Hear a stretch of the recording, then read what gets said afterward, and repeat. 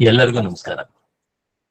ನನ್ನ ವಿಶೇಷವಾದ ನಮಸ್ಕಾರ ಹಾಗೂ ಧನ್ಯವಾದ ಈ ಇಬ್ಬರು ದಂಪತಿಗಳಿಗೆ, ವಾಸು ಅಂಡ್ ವಾಣಿ ವಾವ. ಇವರು ಸುಮಾರು ನನಗೆ ಇವಾಗ 7-8 ವರ್ಷದಿಂದ ನಾನು ಇವರ ಸಂಪರ್ಕದಲ್ಲಿದ್ದೇನೆ. SSMRನಲ್ಲೂ ಕೂಡ ನಾನು, ಅದಾದ್ಮೇಲೆ ಡೆಂಟಲ್ ಕಾಲೇಜಿನಲ್ಲಿ ಒಂದು ಸಭಾಂಗಣದೊಳಗೆ ಒಂದು ಕಾರ್ಯಕ್ರಮ, ಹೀಗೆ ಮೊದಲೆಲ್ಲ ಆಫ್ಲೈನ್ ಮಾಡ್ತಾ ಇದ್ವಿ, ನೇರ ಪ್ರತ್ಯಕ್ಷ ಉಪನ್ಯಾಸಗಳು.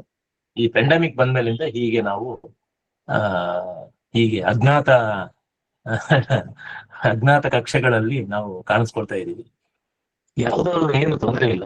ಈ ಎಲ್ಲಿವರೆಗೂ ನಮ್ಗೆ ತಂತ್ರಜ್ಞಾನ ನಮಗೆ ಅನುಕೂಲ ಆಗ್ತದೋ ಅಲ್ಲಿವರೆಗೂ ಅದು ನಮ್ಗೆ ಒಳ್ಳೇದೇನೆ. ಯಾವಾಗ ನಮ್ಮ ತಂತ್ರಜ್ಞಾನ ನಮಗೆ ತೊಂದರೆ ಕೊಡ್ತದೋ ಅವಾಗ ಅದನ್ನು ನಾವು ಸ್ವಲ್ಪ ಹುಷಾರಾಗಿರ್ಬೇಕಾಗ್ತದೆ. ಇದು ಒಂದು ರೀತಿನಲ್ಲಿ ಒಳ್ಳೇದೇ. ಎಲ್ಲೆಲ್ಲೋ ದೇಶ ವಿದೇಶಗಳಿಂದಲೂ ಸಹ ಕೇಳ್ಬೋದು. ಇದು ಒಂದು ರೀತಿಯಲ್ಲಿ ಒಂದು ದೇವರ ಕೃಪೆನೇ ಆಗಿದೆ. ಇನ್ನೊಂದು ರೀತಿಯಲ್ಲಿ ನನ್ನಂತ ಹಳೆಕಾಲದ ಮೇಷ್ಟ್ರಿಗೆ ಏನೋ ಒಂಥರ ಗೋಡೆ ನೋಡ್ಕೊಂಡು ಪಾಠ ಮಾಡ್ದಂಗೆ ಇದೆಯಲ್ಲಪ್ಪ ಅನ್ನೋ ಹಂಗಿರ್ತದೆ. ಆದ್ರೂ ಕೆಲವು ಮುಖಗಳು ಇಲ್ಲಿ ಕಾಣಿಸ್ತಾ ಇರ್ತವೆ. ಇದಕ್ಕೂ ನಾವು ಈ ಅಜ್ಞಾತಕ್ಕೂ ಕೂಡ ನಾವು ಅಭ್ಯಾಸ ಒಪ್ಕೊಂಡ್ ಬಿಟ್ಟಿರ್ತೀವಿ. ಆದ್ರಿಂದ ಏನು ತೊಂದರೆ ಇಲ್ಲ. ಇದು ಏನು ಹಂಸಕ್ಷೀರ ನ್ಯಾಯ ಅಂತೀವಲ್ಲ, ಹಾಗೆ ಯಾವ್ದು ಒಳ್ಳೇದೋ ಅದನ್ನ ತೆಗೆದುಕೊಳ್ಳುವಂತ ಒಂದು ಪರಿಜ್ಞಾನ ದೇವ್ರು ನಮ್ಗೆ ಕೊಡ್ಲಿ ಅಂತ ಹೇಳಿ ಪ್ರಾರ್ಥನೆ ಮಾಡ್ತಾ, ನನಗೆ ಧ್ವನಿಯಾಗಿ ಇರ್ತಕ್ಕಂಥವಳು ನನ್ನ ತಂಗಿ, ನನ್ನ ಸಹೋದರಿ ಸಂಧ್ಯಾ ಇದ್ರೆ ನನ್ಗೆ ಏನೋ ಒಂಥರ ಧೈರ್ಯ. ಅವಳು ಹಾಡು ಕವರ್ ಮಾಡ್ಬಿಡುತ್ತೆ. ನಂದೇನಾದ್ರೂ ಹುಳುಕಿದ್ರೆ, ಏನಾದ್ರೂ ಎಡ್ವಟ್ಟಾಗಿದ್ರೆ ಅವಳ ಮಧುರ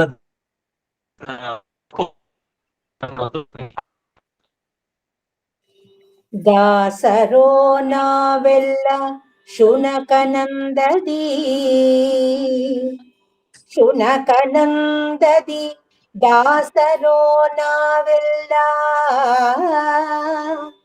ಜಗದ ವಾಸನೆಗಳೆಳೆತಕ್ಕೆ ದಿಕ್ಕು ದಿಕ್ಕಿನಲಿ ಪಾಶಗಳು ಹೊರಗಿಯೇ ಕುಂಡಿಗಳು ನಮ್ಮೊಳಗಿಹವು. ಜಗದ ವಾಸನೆಗಳೆಳೆತಕ್ಕೆ ನಾವೆಲ್ಲ ದಾಸರೋ ಶುನಕನಂದದಿ. ವಾಸನಾಕ್ಷಯ ಮೋಕ್ಷ ಮಂಕುತಿಮ್ಮ, ವಾಸನಾಕ್ಷಯ ಮೋಕ್ಷ. ಈ ನಾಯಿಯ ಸ್ವಭಾವವನ್ನ DVG ಅವರು ಇಲ್ಲಿ ಬಹಳ ಸುಂದರವಾಗಿ ಕಟ್ಟಿಕೊಡ್ತಾರೆ. ದಾಸರು ನಾವೆಲ್ಲ, ನಾವು ದಾಸರಂತೆ. ಹೇಗೆ ಅಂದ್ರೆ ಶುನಕನಂದದಿ, ನಾಯಿಗಳ ತರ ಅಂತೆ. ಪಾಪ ನಾಯಿ ಪ್ರಾಣಿ, ಅದರ ಒಂದು ಕರ್ಮ, ಅದರ ಕೆಲಸ ಮಾಡ್ಕೊಳ್ತದೆ. ಆದ್ರೆ ಅದು ಯಾಕೆ ಮಾಡ್ತದೆ, ನಮ್ಮ ಮನಸ್ಸು ಹೇಗೆ ಆಗ್ತದೆ ಅನ್ನೋದನ್ನ ಕಾರ್ಯಲೇಟ್ ಮಾಡುವಂತ ಒಂದು ನಿದರ್ಶನವನ್ನು ಇಲ್ಲಿ ಕೊಡ್ತಾರೆ DVG ಅವರು. ದಾಸರು ನಾವೆಲ್ಲ ಶುನಕನಂದದಿ ಜಗದ ವಾಸನೆಗಳೆಳೆತಕ್ಕೆ ದಿಕ್ಕು ದಿಕ್ಕಿನಲ್ಲಿ. ನೋಡಿ, ಈ ಶ್ವಾನ ದಳ ಅಂತಂದೇ ನಮ್ಮ ಪೊಲೀಸ್ ಡಿಪಾರ್ಟ್ಮೆಂಟ್ಗಳಲ್ಲಿ, ಮಿಲಿಟರಿ ಒಳಗೆ ಇಟ್ಕೊಂಡಿರ್ತೇವೆ. ಎಷ್ಟೋ ಸಲ ಅದು ಆ ವಾಸನೆಯಿಂದ ಹಿಡಿತದೆ. ಈ ಡ್ರಗ್ಸ್ ಇರ್ಬೋದು, ಅಥವಾ ಯಾರನ್ನ ಕೊಲೆ ಮಾಡಿರ್ತಾರೆ, ಅವರ ಆ ವಾಸನೆಯನ್ನು ಹಿಡಿದು ಎಲ್ಲಿ ಯಾವ ಕಡೆ ಹೋಗಿದ್ದಾನೆ ಅನ್ನುವಂತ ಒಂದು ಇದನ್ನ ಪೊಲೀಸ್, ನಮ್ಮ ಆರಕ್ಷಕ ದಳದವರು, ಮಿಲಿಟರಿಯವರು, ಡಿಟೆಕ್ಟಿವ್, ಇವರೆಲ್ಲರೂ, ಪತ್ತೆದಾರಿಯವರು ಇದನ್ನು ಉಪಯೋಗಿಸ್ಕೊಳ್ತಾರೆ. ನಾಯಿದು ಅದೊಂದು ಧರ್ಮ, ನಾಯಿದು ಅದೊಂದು ಶಕ್ತಿ, ವಾಸನೆಯಿಂದ ಹಿಡ್ಕೊಂಡು ಹೋಗುವಂಥದ್ದು. ಆದ್ರೆ ನಮ್ ಕತೆ ಏನು, ನಮ್ದು ವಾಸನೆನೇ ಬೇರೆ, ಆ ನಾಯಿ ವಾಸನೆನೇ ಬೇರೆ. ನಾಯಿ ಫಿಸಿಕಲ್ ಆಗಿರ್ತಕ್ಕಂಥ ವಾಸನೆಯನ್ನ ನೋಡಿದ್ರೆ DVG ಹೇಳುದು ಆ ವಾಸನೆ ಅಲ್ಲ. ದಾಸರೋ ನಾವೆಲ್ಲ ಶುನಕನಂದದಿ ಜಗದ ವಾಸನೆಗಳೆಳೆತಕ್ಕೆ ದಿಕ್ಕು ದಿಕ್ಕಿನಲ್ಲಿ ಪಾಶಗಳು ಹೊರಗೆ ಕೊಂಡಿಗಳು ನಮ್ಮೊಳಗೆ ವಾಸನಾಕ್ಷಯ ಮೋಕ್ಷ ಮಂಕುತಿಮ್ಮ. ಇಲ್ಲಿ ಯಾವ ವಾಸನೆ ಹೇಳ್ತಾರೆ ಅನ್ನೋದನ್ನ ನಾವು ಸ್ವಲ್ಪ ಕೂಲಂಕುಷವಾಗಿ, ಆಳವಾಗಿ ನಾವು ಅಧ್ಯಯನ ಮಾಡ್ಬೇಕಾಗ್ತದೆ. ಇವ್ರು ಹೇಳುವಂತ ವಾಸನೆ ಏನಪ್ಪಾ ಅಂದ್ರೆ ಲೋಕವಾಸನೆ, ದೇಹ ವಾಸನೆ, ಶಾಸ್ತ್ರ ವಾಸನೆ ಅಂತಂದೇಳಿ ಶಾಸ್ತ್ರದಲ್ಲಿ 3 ವಾಸನೆಗಳನ್ನ ಈ ಆಧ್ಯಾತ್ಮಿಕ ಚಿಂತಕರು, ಆರ್ಷ ಸಾಹಿತ್ಯದಲ್ಲಿ ಬರ್ತಕ್ಕಂಥದ್ದು, ಈ ವೇದಾಂತದಲ್ಲಿ ಬರ್ತಕ್ಕಂಥದ್ದು ವಾಸನೆಗಳು. ಇದು ವಾಸನೆಗಳು, ಇದು ಪೂರ್ವಜನ್ಮದಿಂದ ಬರೋದಂತದ್ದು. ಈ ಕೆಲವರು 7-8 ವರ್ಷಕ್ಕೇನೆ ಒಳ್ಳೆ ಸಂಗೀತಗಾರರಾಗ್ಬಿಡ್ತಾರೆ, ಚೆನ್ನಾಗಿ ಫಸ್ಟ್ ಕ್ಲಾಸ್ ಆಗಿ ಹಾಡುವಂಥವ್ರು, ತಬಲಾ ನುಡ್ಸುವಂಥವ್ರು. ಈ ತೆಂಡೂಲ್ಕರ್ ಅಂತವ್ರು, ಇಂಥವರೆಲ್ಲ ಏನು 17-18 ವರ್ಷಕ್ಕೇನೆ ಇದು ದೊಡ್ಡ ಕ್ರಿಕೆಟ್ ದೊಡ್ಡವ್ರ ಜೊತೆಗೆ ಆಡುವಂತ ಒಂದು ಇದು. ಹೀಗೆ ಹೆಂಗ್ ಬರ್ತದೆ ಅದು ಅಂದ್ರೆ ಹಿಂದಿನ ಜನ್ಮದಿಂದ ಬರುವಂತದ್ದು, ಅದು ವಾಸನೆ ಇರ್ತದೆ. ಆದ್ರೆ ನಮ್ಮಲ್ಲಿ ಏನಾಗ್ತದೆ, ಈ ಲೋಕ ವಾಸನೆ, ದೇಹ ವಾಸನೆ, ಶಾಸ್ತ್ರ ವಾಸನೆ ಅನ್ನೋದು ಇನ್ನೊಂದು ತರ ವಾಸನೆ. ಏನು ವಾಸನೆ ಇದು ಅಂದ್ರೆ, ಈ ದೇಹವೇ ನಾನು ದೇಹವನ್ನ ಪೋಷಿಸ್ಕೊಂಡು ಅದರಿಂದ ಆ ದೇಹದಲ್ಲಿ ಇರ್ತಕ್ಕಂಥ ಏನು ಆ ಅಂಗಾಂಗಗಳು ಏನಿದಾವೆ, ಪಂಚೇಂದ್ರಿಯಗಳು, ಅದರ ಮೂಲಕ ನಾನು ಸುಖವನ್ನ ಅನುಭವಿಸ್ತೀನಿ. ಇದೇ ನನ್ನ ಬದುಕು.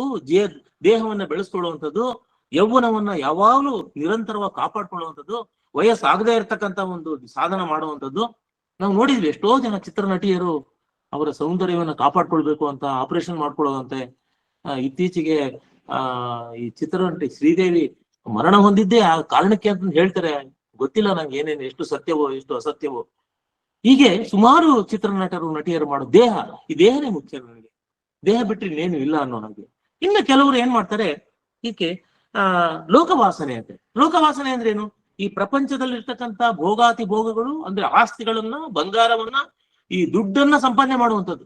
ಚೆನ್ನಾಗಿ ಸಂಪಾದನೆ ಮಾಡ್ಬೇಕು, ಸಾಲದು, ಇನ್ನು ಬೇಕು ಬೇಕದು ಬೇಕು, ಬೇಕೆನಾಗಿದೆ ಇನ್ನೊಂದು. DVG ಹೇಳ್ತಾರೆ ಬಹಳ ಸುಂದರವಾಗಿ ಇನ್ನೊಂದು ಮುಖ್ಯದಲ್ಲಿ, ಬೇಕು ಬೇಕದು ಬೇಕು, ಬೇಕೆನಾಗಿದೆ ಇನ್ನೊಂದು, ಬೇಕೆನ್ನುತ್ತ ಬೊಬ್ಬಿಡುತ್ತ ಇಹ ಘಟಮನಿದನು, ಏಕೆಂದು ರಚಿಸಿದನೋ ಬೊಮ್ಮನಿ ಬೇಕು ಜಪ, ಸಾಕಿನಿಪ್ಪುದೆಂದಿಗಲು ಮಂಕುತಿಮ್ಮ.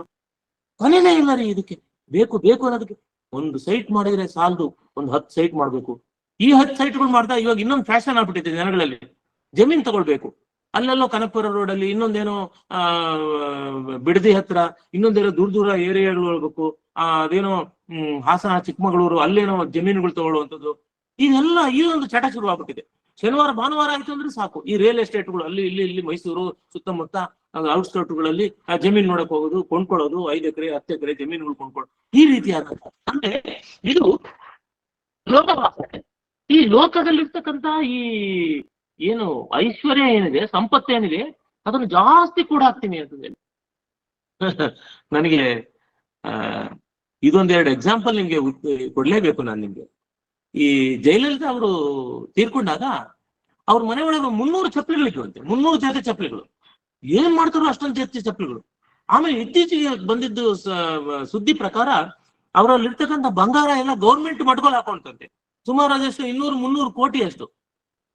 ಏನ್ ಮಾಡ್ತಾರೆ ಅಂತೆಲ್ಲ, ಏನು ಯಾಕೆ ಇದನ್ನೆಲ್ಲ ಇಷ್ಟೊಂದು ಸಂಪಾದನೆ ಮಾಡ ಗೊತ್ತಿರುವಾಗ ಆ ಒಂದು ಆಸ್ತಿಯಲ್ಲಿ, ಆ ಒಂದು ಬಂಗಾರದೊಳಗೆ, ಆ ಒಂದು ದುಡ್ಡಿನಲ್ಲಿ ಯಾವುದೋ ಒಂದು ಅನಾಥಾಶ್ರಮ ಕಟ್ತೀನಿ, ಇನ್ನೊಂದು ಯಾವುದೋ ಒಂದು ಸ್ತ್ರೀಯರಿಗೆ ಒಂದು ಹೊಲಿಗೆ ಯಂತ್ರದ ತರಬೇತಿ ಕೇಂದ್ರ ಮಾಡ್ತೀನಿ, ವಯಸ್ಸಾದವರಿಗೆ ಒಂದು ಯಾವುದೋ ಒಂದು ವೃದ್ಧಾಶ್ರಮ ಮಾಡ್ತೀನಿ ಅಂದ್ರೆ ಅಚಂದ್ರಾರ್ಕ ಪರ್ಯಂತವಾಗಿ ಜನಗಳು ನಮ್ಮನ್ನು ನೆನೆಸ್ಕೊ. ಜನಗಳು ಬೇಕಾಗಿಲ್ವೇ ಅದು? ಅವರಿಗೆ ಲೋಕವಾಸನೆ. ಇನ್ನೊಬ್ರು ಶಾಸ್ತ್ರವಾಸನೆ. ಶಾಸ್ತ್ರವಾಸನೆ ಹೇಗೆ ಅಂದ್ರೆ, ಈ ನಾನು ವೇದ ಉಪನಿಷತ್ತುಗಳಲ್ಲಿ ತಿಳ್ಕೊಂಡ್ಬಿಟ್ಟಿದ್ದೀನಿ, ನನ್ ಬಿಟ್ರೆ ಸಮಾನ ಇಲ್ಲ, ನಾನೇ ದೊಡ್ಡವನು, ಇವರೆಲ್ಲ ಯಕಸ್ಥಿತಿ, ಇವ್ರಿಗೇನು ತಲೆನೇ ಇಲ್ಲ ಇವ್ರಿಗೆಲ್ಲ. ಒಬ್ಬ ಪಂಡಿತ ನದಿ ದಾಟ್ತಾ ಇದ್ನಂತೆ. ನದಿ ದಾಟ್ತಾ ಇರ್ಬೇಕಾದ್ರೆ ಅವನಿಗೆ ಸ್ವಲ್ಪ ಇವನ್ನ ಏನು ದೋಣಿಯ ತೆಪ್ಪ ಆಗ್ತಿದ್ನಲ್ಲ, ಅವ್ನ್ ಕೇಳ್ಬೇಕು ಅನಿಸ್ತು. ಏನಯ್ಯ ಏನೋದಿಯ ನೀನು? ಅಯ್ಯೋ ಓದೋದೇನು ಸ್ವಾಮಿ, ಏನು ಓದಿಲ್ಲ. ಅಯ್ಯೋ ನಿನ್ ಲೈಫ್, ನಿನ್ ಜೀವನ ವ್ಯರ್ಥ ಆಗೋಯ್ತಲ್ಲಯ್ಯ. ಇಷ್ಟೊಂದು ಇದೆ ನಮ್ಗೆ ತಿಳ್ಕೊಳ್ಳುವಂಥದ್ದು, ವೇದ ಉಪನಿಷತ್ತುಗಳು, ಏನು ಪದ್ಯಗಳು, ಕಾವ್ಯಗಳು, ಎಷ್ಟೊಂದಿದೆ, ಅಮರಕೋಶ ಎಷ್ಟೊಂದಿದೆ. ಅವನ್ ಕೇಳಿದೆ, ಸ್ವಾಮಿ ಅದೆಲ್ಲ ನಿಮಗೆ ಬರುತ್ತಾ? ಏನಪ್ಪಾ ಪಾಣಿನಿ ಸೂತ್ರಗಳೆಲ್ಲ ಆಯ್ಕೊಂಡ್ ರೂಲ್ ಎಲ್ಲ ಬಾಯಿಗೆ ಟಕ ಅಂತ ಹೇಳ್ತೀನಿ, ಎಲ್ಲಾ ಸೂತ್ರಗಳು ಗೊತ್ತು, ಎಲ್ಲ ಪತಂಜಲಿ ಯೋಗ ಸೂತ್ರಗಳು ಗೊತ್ತು ನನಗೆ, ಸಂಸ್ಕೃತ ಗೊತ್ತು, ಕಾವ್ಯಗಳು ಗೊತ್ತು, ಅಮರಕೋಶ ಎಲ್ಲ ಗೊತ್ತು ನನಗೆ. ಸ್ವಾಮಿ ನಿಮ್ಗೆ ಈಜು ಬರುತ್ತಾ? ಇಲ್ಲ ಕಡೆಯ. ಏನಿಲ್ಲ ಸ್ವಾಮಿ, ಇವಾಗ ಅಕಸ್ಮಾತ್ ಏನಾದ್ರೂ ಪ್ರವಾಹ ಬಂದ್ಬಿಟ್ರೆ ನಾನು ಈಜ್ಕೊಂಡೇನ, ನಾನು ಒಬ್ಬನಾದ್ರೂ ಈಜ್ಕೊಂಡು ಹೋಗ್ಬಿಡ್ತೀನಿ, ನಿಮ್ ಕತೆ ಏನಾಗ್ತದೆ ನೋಡಿ. ಅದು ಜೀವನವನ್ನ ನಡೆಸುವಂತ ಒಂದು ಕೌಶಲ್ಯ ಇರಬೇಕು ನಮಗೆ. ಯೋಗ ಕರ್ಮಸ್ತು ಕೌಶಲ. ಬರೀ ನಾನೇನೋ ಎಲ್ಲ ತಿಳ್ಕೊಂಡ್ಬಿಟ್ಟಿನಿ, ಪಾರಂಗತ ಆಗ್ಬಿಟ್ಟೆ ಅಂದ್ರೆ ಬದುಕುವ ರೀತಿಯನ್ನು ಕಲ್ತ್ಕೊಳ್ಬೇಕು ಅನ್ನೋದು. ಆದ್ರಿಂದ ಈ ದಾಸರೋ ನಾವೆಲ್ಲ ಅದು ಒಂದು ವಾಸನೆಗಳನ್ನ, ಆದ್ರೆ ಜಗದ ವಾಸನೆಗಳ ಎಳೆತಕ್ಕೆ ದಿಕ್ಕಿನಲ್ಲಿ ನಾವು ಆಸ್ತಿ ಮಾಡ್ಬೇಕು, ಬಂಗಾರ ತಗೊಳ್ಬೇಕು, ಅದ್ ಮಾಡ್ಬೇಕು, ಇದನ್ನ ಮಾಡ್ಬೇಕು, ದೇಹವನ್ನ ಬೆಳೆಸ್ಬೇಕು. ಇದಕ್ಕೇನೋ ಇನ್ನೊಂದು ಉದಾಹರಣೆ ಕೊಡ್ತಾರೆ DVG ಅವರು. ಪಾಸ್ಟ್ಗಳು ಹೊರಗೆ, ಕೊಂಡಿಗಳು ನಮ್ಮೊಳಗೆ. ಅಲ್ಲಿ ಏನು ಕಾಣಿಸ್ತಾ ಇದೆ, ಅದೇನೋ ಗೋಲ್ಗುಪ್ಪೆ ಮಾಡ್ತಾ ಇರ್ತಾನೆ, ಘಮ ವಾಸನೆ ಇರ್ತದೆ, ನಾನು ತಿನ್ಬೇಕು ಅನ್ನೋದು ಆಸೆ ಆಗ್ತದೆ. ಇನ್ನೊಂದಾದ್ರು ಕಣ್ಣಿಗೆ ನೋಡ್ತೀನಿ, ಓಹೋ ಇವರನ್ನ ನಾನು ನನ್ನವರನ್ನಾಗಿ ಮಾಡ್ಕೊಂಡ್ಬಿಡ್ಬೇಕು ಅನ್ನೋ ಒಂದು ವಾತ್ಸಲ್ಯ ಶುರುವಾಗ್ತದೆ. ದೇಹದ ವಾಸನೆ, ಓ ಆಸ್ತಿ, ಓಹೋ ಅವ್ರ್ಯಾರು 10 ಎಕರೆ ಮಾಡ್ಯಾರೆ, ನಾನೊಂದು 25 ಎಕರೆ ಮಾಡ್ಕೊಂಡ್ಬಿಡ್ತೀನಿ, ಕಷ್ಟಪಟ್ಟಾದ್ರು ಸಾಲ ಮಾಡಿದ್ರು. ಹೀಗೆ ಅದಕ್ಕೆ ಹೇಳ್ತಾರೆ ಡಿ ವಿ ಜಿಯವರು, ವಾಸನಾಕ್ಷಯ ಮೋಕ್ಷ ಮಂಕುತಿಮ್ಮ. ಪಾಶಗಳು ಹೊರಗೆ, ಕೊಂಡಿಗಳು, ನಾವು ಕೊಕ್ಕೆಗಳನ್ನು ಹಾಕೊಂಡು ನಾವು ಒಳಗಡೆ ನಾವು ಸಿಕ್ಕಿಸ್ಕೊಂಡ್ಬಿಟ್ಟಿವಂತೆ ನಮ್ಮ ದೇಹವನ್ನ, ನಮ್ಮ ಮನಸ್ಸನ್ನ. ಹೋಗು ಹೋಗು ಹೋಗು, ಆ ಕಡೆ ಹೋಗು, ಅದನ್ನ ತಗೋಬೇಕು, ಅದನ್ನ ಎಂಜಾಯ್ ಮಾಡ್ಬೇಕು, ಇದನ್ನ ಅನುಭವಿಸ್ಬೇಕು, ಇದನ್ನ ತಗೊಳ್ಬೇಕು, ಇಷ್ಟು ಸಂಪಾದನೆ ಮಾಡ್ಬೇಕು. ಈ ಒಂದು ಒಂದು ಹಾತುರಿರುವಾಗ ವಾಸನಾಕ್ಷಯ ಕೊನೆಯಲ್ಲಿ ಬಹಳ ಸುಂದರವಾಗಿ ಹೇಳ್ತಾರೆ ಡಿ ವಿ ಜಿಯವರು. ವಾಸನೆಯ ಕ್ಷಯ ಅಂದ್ರೆ ಅದನ್ನ ನಾವು ತೊಡಿಬೇಕು, ಆಗ ಮಾತ್ರ ಮೋಕ್ಷ ಅನ್ನೋದು. ಅಂದ್ರೆ ನಾವು ಇಲ್ಲಿಂದ ಬಿಡಿಸ್ಕೊಳ್ತೀವಲ್ವಾ, ಈ ವಾಸನೆಗಳಿಂದ ನಾವು ಬಿಡಿಸ್ಕೊಂಡ್ರೆ ಮಾತ್ರ ನಮಗೆ ಮೋಕ್ಷ ಆಗ್ತದೆ. ಇಲ್ಲಿದ್ರೆ ನಾವು ಇಲ್ಲೇ ಸಿಂಬಳದ ನೊಣ ನೀನು ಮಂಕುತಿಮ್ಮ ಅಂತ ಹೇಳಿ ಡಿ ವಿ ಜಿ ಹೇಳ್ತಾರಲ್ಲ, ಸಿಂಬಳದ ನೊಣ ನೀನು, ಹಂಗಾಗ್ಬಿಟ್ಟು ಇಲ್ಲೇ ಬಿದ್ದು ಒದ್ದಾಡ್ತೀವಿ. ಅದರಿಂದ ಬದುಕಿರುವಾಗ ನಾವು ಮೋಕ್ಷ ಸಾಧನೆಗೆ ಹೋಗ್ಬೇಕು. ಮುಮುಕ್ಷತ್ವ ಮುಮುಕ್ಷತ್ವ ಮುಮುಕ್ಷತ್ವ ಅಂತೇಳಿ ಸಾಧನ ಚತುಷ್ಟಯಗಳಲ್ಲಿ ನಾನು ಬಹಳ ಹಿಂದೆ ಹೇಳಿದ್ದೆ. ಅದೇ ರೀತಿಯಾಗಿ ಇಲ್ಲಿ ಮುಮುಕ್ಷತ್ವದ ಬಗ್ಗೆನೆ, ಮೋಕ್ಷದ ಬಗ್ಗೆ ಆಸನೆಗಳನ್ನ ಬಿಡಬೇಕು ನಾವು. ರಿನೌನ್ಸಿಯೇಷನ್ ಇನ್ ಆಕ್ಷನ್, ನಾಟ್ ರಿನೌನ್ಸಿಯೇಷನ್ ಆಫ್ ಆಕ್ಷನ್ ಅಂತ ಹೇಳ್ಬಿಟ್ಟು ನಾವು ಅಲ್ಲಿ ಇದ್ದುಕೊಂಡೇ ಇಲ್ಲದ ಹಾಗೆ ಇರಬೇಕು. ಹೊರಗೆ ಲೋಕಾಸಕ್ತಿ, ಒಳಗೆ ಸಕಲ ವಿರಕ್ತಿ, ಹೊರಗೆ ಕಾರ್ಯ ಧ್ಯಾನ, ಒಳಗ ಉದಾಸೀನ, ಹೊರಗೆ ಸಂಸ್ಕೃತಿ ಭಾರ, ಒಳಗದರ ತಾತ್ಸಾರ, ಹೊರಯೋಗ ಸೂತ್ರವಿದು ಮಂಕುತಿಮ್ಮ. ನಮ್ಮ ಪತಂಜಲಿಯವರು ಏನು ಸೂತ್ರಗಳನ್ನು ಹೇಳಿದರೆ ಆ ಸೂತ್ರದ ಸಾರಾಂಶನೇ ಇದು ಅಂತ ಹೇಳಿ ಡಿ ವಿ ಜಿಯವರು ಸುಂದರವಾಗಿ ಹೇಳ್ತಾರೆ.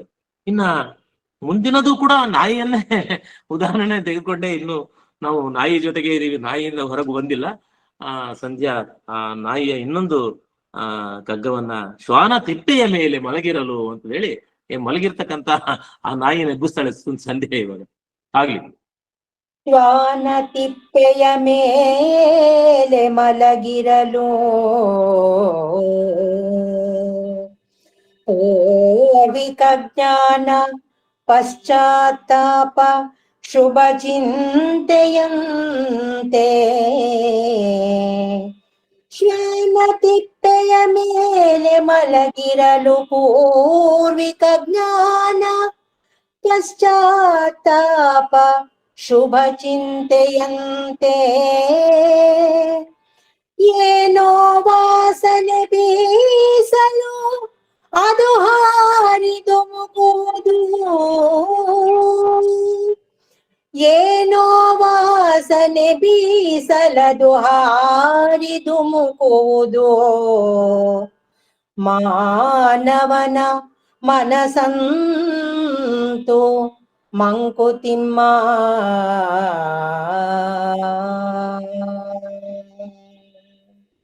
ಈ ಮನೋವೃತ್ತಿ ಅಂದ್ರೆ ಈ ಚಿತ್ತವೃತ್ತಿ, ಯೋಗ ಚಿತ್ತವೃತ್ತಿ ನಿರೋಧ ಅಂತ ಹೇಳಿ ಒಂದ್ಸಲ ಮಾತಾಡ್ಕೊಂಡ್ವಿ ನಾವು. ಅಥ ಚಿತ್ತಂ ಸಮಾಧಾತಂ ನ ಶಕ್ನೋಸಿ ಮಯಿ ಸ್ಥಿರಂ ಅಂತ ಹೇಳಿ ಅರ್ಜುನಂಗೂ ಅದೇ ಸಮಸ್ಯೆ ಇತ್ತು. ಚಿತ್ತವೃತ್ತಿ ಇದನ್ನ ಹೇಗೆ, ಮಾನವನ ಮನಸ್ಸಂತೂ ಮಂಕುತಿಮ್ಮ, ಮನಸ್ಸು ಹೇಗಿದೆ ಮನವೊಂದು ಅನ್ನೋದನ್ನ ಈ ನಾಯಿ ಉದಾಹರಣೆ ಕೊಡ್ತಾರೆ ಈ ಕಗ್ಗದಲ್ಲಿ. ಶ್ವಾನ ತಿಪ್ಪೆಯ ಮೇಲೆ ಮಲಗಿರಲು ಪೂರ್ವಿಕ ಜ್ಞಾನ ಪಶ್ಚಾತ್ತಾಪ ಶುಭ ಚಿಂತೆಯಂತೆ. ನಾನು ಈ ನಾಯಿಗಳನ್ನ ಅಬ್ಸರ್ವ್ ಮಾಡಿದ್ದೇನೆ, ನೀವು ಮಾಡಿರ್ಬೋದು. ಕೆಲವರು ಸಾಕಿರ್ತಾರೆ, ಆ ನಾಯಿ ಅನ್ಬಾರ್ದು, ಅದಕ್ಕೊಂದು ಹೆಸರಿಟ್ಟಿರ್ತಾರೆ. ಯಾರನ್ನ ಕೇಳಿದ್ರೆ ನಾಯಿ ಅಂತ ಅಂದ್ರೆ ಬೇಜಾರು ಮಾಡ್ಕೊಂಡ್ಬಿಡ್ತಾರೆ. ಏಯ್ ನಾಯಿ ಅಲ್ರಿ ಇದು, ಅದ್ರ ಹೆಸರು ಪಪ್ಪಿ, ಟೋನಿ, ಈ ತರ ಇದೆ ಅಂತಂದ್ರೆ ಇರ್ಲಿ, ಅದು ಬೇರೆ ಕತೆ. ಈ ಸಾಕು ಪ್ರಾಣಿಗಳು ಏನು ನಾಯಿನೇ, ವಿಶೇಷವಾಗಿ ನಾಯಿ. ನೀವು ನಾಯಿಯನ್ನ ಹತ್ತಿರದಿಂದ ದಿಟ್ಟಿಸಿ ನೋಡಿ ಅದರ ಮುಖವನ್ನ. ಈ ಸಾಕಿದ ನಾಯಿಗಳು ನಿಮ್ಮ ಮುಖದ ಹತ್ತಿರ ಮುಖ ತಂದು ನೋಡಿದ್ರೆ ಅವು ಒಂಥರ ಆ ಕಣ್ಣಿನಲ್ಲಿ ಏನೋ ಹೇಳ್ಬೇಕಿದ್ದೇವೋ ಅಥವಾ ಯಾವ್ದೋ ಚಿಂತೆಯಲ್ಲಿದ್ದಾವೋ, ಏನೋ ಆಲೋಚನೆ ಮಾಡ್ತಿದ್ದೇವೇನೋ ಅನ್ಸುತ್ತೆ. ನೋಡಿ, ಬೇಕಾದ್ರೆ ನೀವು ಅಬ್ಸರ್ವ್ ಮಾಡಿ. ಆ ನಾಯಿಯ ಕಣ್ಣುಗಳು ಶ್ವಾನ ತಿಪ್ಪೆಯ ಮೇಲೆ ಮಲಗಿರಲು ಪೂರ್ವಿಕ ಜ್ಞಾನ ಪಶ್ಚಾತ್ತಾಪ ಶುಭ ಚಿಂತೆಯಂತೆ. ಅದೇನೋ ಮಲ್ಕೊಂಡಿರ್ತದೆ, ಕಣ್ಣು ಬಿಟ್ಕೊಂಡಿರ್ತದೆ, ಪಿಳಿ ಪಿಳಿ ಮಾಡ್ತದೆ ಅಥವಾ ಕಣ್ಣು ಮುಚ್ಕೊಂಡಿರ್ತದೆ. ಅದರ ಭಾವನೆ ಹೇಗಿರುತ್ತೆ ಅಂದ್ರೆ ಆಸ್ ಇಫ್ ಅದು ಏನೋ ಪೂರ್ವಿಕ ಜ್ಞಾನ ಪಶ್ಚಾತ್ತಾಪ, ಆ ಪೂರ್ವದ ಜನ್ಮದ ಒಂದು ಜ್ಞಾನ, ಅದಕ್ಕೆ ನೆನಪು ಅಥವಾ ಪಶ್ಚಾತ್ತಾಪ, ಶುಭ ಚಿಂತೆಯಂತೆ. ಅದನ್ನು ಆಲೋಚನೆ ಮಾಡ್ಕೊಂಡು ಹಾಗೆಯೇ ಆರಾಮಾಗಿ ಕನಸು ಕಾಣ್ಕೊಂಡು ಮುಂಗಿರಿಲಲ್ಕ ಹಸೀನ್ ಸಪ್ನೆ ಅಂತ ಹೇಳಿ ಆತರ ಮಲಗಿದೆಯೇನೋ ಅನ್ನುವಾಗಿ ಇರುತ್ತಂತೆ. ಆದ್ರೆ ಏನಾಗ್ತದೆ, ಈ ಉದಾಹರಣೆ ಬಹಳ ಸುಂದರವಾಗಿ ಕೊಡ್ತಾರೆ. ಏನು ವಾಸನೆ ಬೀಸಲದು ಹಾರಿ ಧುಮುಕುವುದು. ತಿಪ್ಪಿ ಮೇಲೆ ಮಲಗಿರ್ತಕ್ಕಂಥ ನಾಯಿ ಪಕ್ಕದಲ್ಲಿ ಯಾರೋ ಒಂದು ಕೈಚೀಲ ತೆಗೆದುಕೊಂಡು ಹೋಗ್ತಾರೆ, ಅದ್ರೊಳಗೆ ಅದು ಬ್ರೆಡ್ ಒಂದು ಯಾವ್ದೋ ಆಹಾರದ ವಸ್ತುನೋ ಬಿಸ್ಕತ್ತೋ ಏನೋ ಇರ್ತದೆ. ಆ ವಾಸನೆ ಇದಕ್ಕೆ ಬೀಳುತ್ತದೆ, ಮೂಗಿಗೆ ಬೀಳುತ್ತದೆ. ಅದು ವಾಸನೆ ಬಂದು ಅದು ಬಹಳ ಸೂಕ್ಷ್ಮ. ನಾನು ಹೇಳಿದ್ನಲ್ಲ ಮೊದಲನೇ ಹಿಂದಿನ ಮುಕ್ತಕದಲ್ಲಿ ಹೇಳಿದ್ವಿ ನಾವು, ಹೇಗೆ ಈ ಆರಕ್ಷಕ ದಳದವರು, ಈ ಮಿಲಿಟರಿಯವರು ಹೇಗೆ ನಾಯಿಗಳನ್ನ ಉಪಯೋಗಿಸ್ಕೊಂಡು ಅದರ ವಾಸನೆಯ ಒಂದು ಶಕ್ತಿಯನ್ನ, ಅದರ ಒಂದು ಚಾಕಚಕ್ತಿಯನ್ನ ಉಪಯೋಗಿಸ್ಕೊಂಡು ಹೇಗೆ ನಾವು ಕೆಲಸ ಮಾಡ್ತೀವಿ, ಅದೇ ರೀತಿಯಾಗಿ ಇದು ನಾಯಿಗೆ ವಾಸನೆ ಅನ್ನೋದು ಬಹಳ ಈ ರಸನೆ ವಾಸನೆ ಇದೆಯಲ್ಲ, ಮೂಗು ಅದಕ್ಕೆ ಬಹಳ ಸೂಕ್ಷ್ಮ. ಈ ಕೆಲವು ಪ್ರಾಣಿಗಳಿಗೆ, ಪಕ್ಷಿಗಳಿಗೆ ಒಂದೊಂದು ಅವಯವಗಳ ಇದು ಕೊಟ್ಟಿರ್ತಾನೆ. ಹದ್ದು ಎಷ್ಟೇ ಮೇಲಿಂದ ಇದ್ರು ಕೂಡ ಕೆಳಗಡೆ ಭೂಮಿ ಮೇಲೆ ಇರ್ತಕ್ಕಂತ ಅದರ ಒಂದು ಏನು ಪ್ರೇ, ಅದಕ್ಕೆ ಸಿಗ್ತಕ್ಕಂತ ಆಹಾರ ವಸ್ತು ಕಾಣುತ್ತಂತೆ, ಅಲ್ಲಿಂದ ಕಾಣುತ್ತಂತೆ. ಈ ಬಾವಲಿ ಅಂತ ಹೇಳ್ತೀವಲ್ಲ, ಬ್ಯಾಟ್ ಅಂತ ಹೇಳ್ತೀವ, ಬಾವಲಿಗಳು, ಅವಕ್ಕೆ ಕಿವಿ ತುಂಬಾ ಸೂಕ್ಷ್ಮ ಕೊಟ್ಟಿರ್ತಾನಂತೆ ದೇವರು. ಅದು ಕೈ ಅಂತ ಸೌಂಡ್ ಮಾಡಿದಾಗ ಆ ಸೌಂಡು ಅಲ್ಲಿ ಯಾವ್ದಾನ ಮುಂದೆ ಇರ್ತಕ್ಕಂಥ ಯಾವ್ದಾನ ವಸ್ತು ಇದ್ರೆ, ಆ ಬಂಡೆನೋ ಗೋಡೆನೋ ಇನ್ನೊಂದು ಯಾವ್ದೋ ಅಡ್ಡ ಇರ್ತಕ್ಕಂಥ ವಸ್ತು ಮೇಲೆ ಬಿದ್ದು ಆ ಧ್ವನಿ ತರಂಗ ಅದು ವಾಪಸ್ ಬರುತ್ತಂತೆ. It bounce back. When it bounces back, it will listen, it will understand. ಅದಕ್ಕೆ ಅರ್ಥ ಆಗುತ್ತೆ, ಓ ಇಲ್ಲಿ ಅಬ್ಸ್ಟಕಲ್ ಇದೆ, ಇಲ್ಲಿ ಅಬ್ಸ್ಟಕಲ್ ಇದೆ. ಎಷ್ಟು ಫಾಸ್ಟ್ ಆಗಿ ಹೋಗ್ತಿರ್ತದೆ, ಅದು ಬಹಳ ವೇಗವಾಗಿ ಹೋಗ್ತಿರ್ತದೆ. ಆದ್ರೆ ಆ ಸೌಂಡ್ ಮಾಡ್ಕೊಂಡು, ಅದು ಶಬ್ದ ಮಾಡ್ಕೊಂಡು ಹೋಗ್ತಿರ್ತದೆ. ಆ ಶಬ್ದದ ರಿಬೌಂಡ್ ಆದಾಗ, ಅಂದ್ರೆ ಅದು ವಾಪಸ್ ಬಂದಾಗ ಅದು ಗೊತ್ತಾಗುತ್ತೆ ಇಲ್ಲೇನೋ ಅಡ್ಡ ಗೋಡೆ ಇದೆ ಅಂದ್ರೆ. ಯಾವತ್ತು ನೀವು ನೋಡಿ, ಬಾವಲಿಗಳು ಯಾವ್ದೋ ಗೋಡೆಗೆ ಡ್ಯಾಶ್ ಹೊಡೆದ್ಬಿಟ್ಟು ಸತ್ತೋಗ್ಬಿಟ್ವು, ಇನ್ನೊಂದು ಯಾವ್ದೋ ಮರಕ್ಕೆ ಡ್ಯಾಶ್ ಹೊಡೆದು, ಯಾವ ತರ ಏನು ಇಲ್ಲ, ಕಣ್ ಕಾಣೋದಿಲ್ಲ ಬಾವಲಿಗೆ. ಆದ್ರೆ ಕಿವಿ ಮಾತ್ರ ಬಹಳ ಸೂಕ್ಷ್ಮ ಆಗಿರುತ್ತೆ. ಆದ್ರಿಂದ ಅದು ಕತ್ಲಲ್ಲಿ ಮಾತ್ರ ಓಡಾಡೋದು. ಹೀಗೆ ಈ ನಾಯಿಗೆ ಆ ಮೂಗು ತುಂಬಾ ಸೂಕ್ಷ್ಮ ಕೊಟ್ಟಿರ್ತಾನೆ, ತುಂಬಾ ವೆರಿ ಪವರ್ಫುಲ್, ತುಂಬಾ ಶಕ್ತಿಯುತವಾದಂತ ಮೂಗದು. ವಾಸನೆ ಹೇಗೆ ಕಂಡುಹಿಡಿತದೆ ಅಂದ್ರೆ, ಶ್ವಾನ ತಿಪ್ಪೆಯ ಮೇಲೆ ಪೂರ್ವಕ ಜ್ಞಾನ ಪಶ್ಚಾತ್ತಾಪ ಶುಭ ಚಿಂತೆಯಂತೆ ಏನೋ ವಾಸನೆ ಬೀಸಲು ಹಾರಿ ಧುಮುಕುವುದು. ಮಾನವನ ಮನಸ್ಸಂತೂ ಮಂಕುತಿಮ್ಮ. ಮನಸ್ಸು ಮಾನವನು ಅಷ್ಟೇ, ಅವನು ಸುಮ್ಮನೆ ಇರ್ತಾರೆ, ಸೈಲೆಂಟ್ ಆಗಿರ್ತಾರೆ. ಇದನ್ನ ಏನೋ ಅವನಿಗೆ ಈ ಪ್ರಪಂಚದಿಂದ, ಅದು ಭೌತಿಕ ಪ್ರಪಂಚದಿಂದ ಯಾವ್ದೋ ಇನ್ಸ್ಟಿಗೇಟ್ ಮಾಡುವಂತ ಒಂದು ವಿಷಯ ಗೊತ್ತಾಗ್ತದೆ ಅವನಿಗೆ. ಅವಾಗ ಅವನು ಚೇಂಜ್ ಆಗ್ಬಿಡ್ತಾನೆ. TVG ಈ ಕಗ್ಗಕ್ಕೆ ಪೂರಕವಾಗಿರ್ತಕ್ಕಂಥ ಅಡಿಗರ ಒಂದು ಸಾಲು ನನಗೆ ನೆನಪಾಗ್ತದೆ. ಮರದೊಳಡಗಿದ ಬೆಂಕಿಯಂತೆ ಎಲ್ಲೂ ಅಡಗಿದೆ ಬೇಸರ, ಮರದೊಳಡಗಿದ ಬೆಂಕಿಯಂತೆ ಎಲ್ಲೂ ಅಡಗಿದೆ ಬೇಸರ, ಏನೋ ತಾಗಲು ಏನೋ ತೀಡಲು ಹತ್ತಿ ಉರಿಯುವುದೇ ಕಾತರ, ಯಾವ ಮೋಹನ ಮುರಳಿ ಕರೆಯಿತು ದೂರ ತೀರಕ್ಕೆ ನಿನ್ನನ್ನು. ಬಹಳ ಸುಂದರವಾಗಿ ಹೇಳುವಂತ ಒಂದು ಈ ಅರ್ಥಗರ್ಭಿತವಾದಂತಹ ಭಾವಗೀತೆ ಇದು. ಮರದೊಳಗೆ ಬೆಂಕಿ ಇದೆ ಅಂತ ನನ್ಗೆ ಗೊತ್ತಾಗಿದೆ.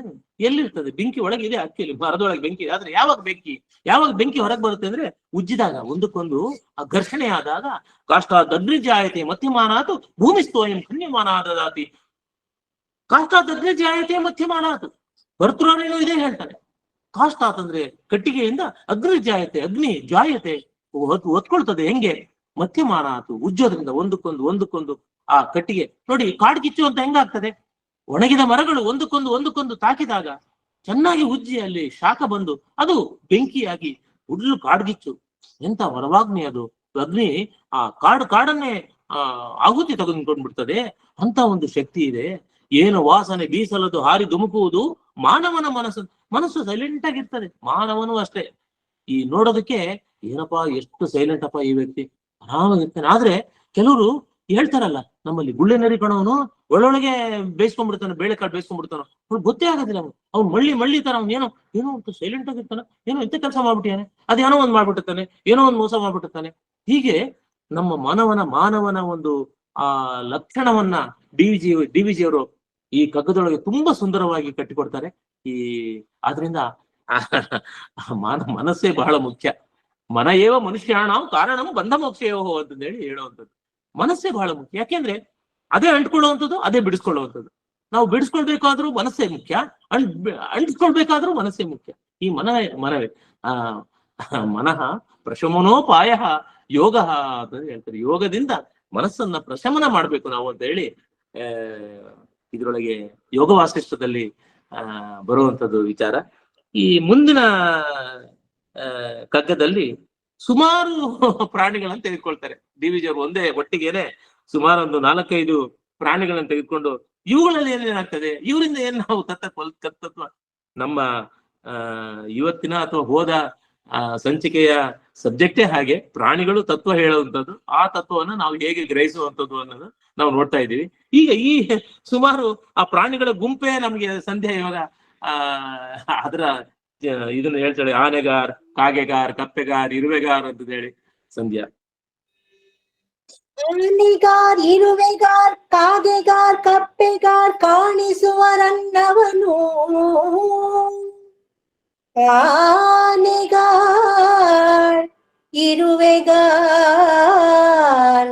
ಕಾಗೆಗಾರ್, ಕಪ್ಪೆಗಾರ್ ಕಾಣಿಸುವರನ್ನವನು.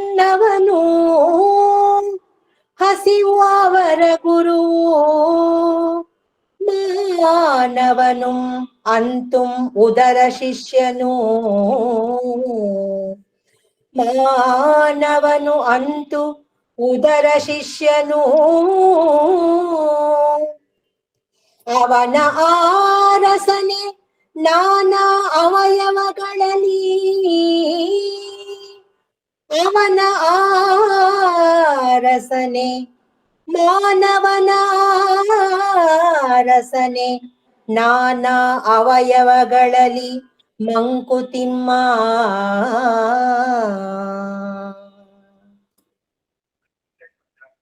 ಇಲ್ಲಿ